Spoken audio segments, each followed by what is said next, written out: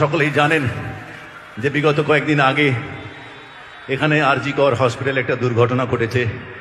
একজন মহিলা, তার সাথে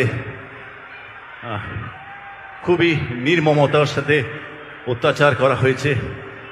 এবং আমি সকালে আজকে সোশ্যালেও পোস্ট করেছিলাম, আবারও বলছি যে আগামী আর কিছুক্ষণ পরে স্বাধীনতা দিবসে আমরা পা দেব, কিন্তু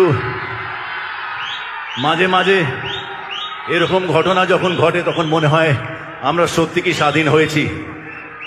তো তাই আমাদের হাতে যতটুকু আছে, আমরা এখানে উপস্থিত যারা আছি তারা সকলেই সেই মহিলা, তার পরিবারের প্রতি, তার আত্মীয় পরিজনের প্রতি আমরা যদি তার পরিবারের শান্তি কামনার জন্য, আমাদের রাজ্যের শান্তির কামনার জন্য 1 মিনিটের জন্য যদি নীরবতা পালন করি, আমার খুব ভালো লাগবে। সবাই আমরা 1 মিনিটের জন্য, thank you very much, thank you. আমরা 1 মিনিট নীরবতা পালন করছি, একটু টাইম দেখে নিও প্লিজ।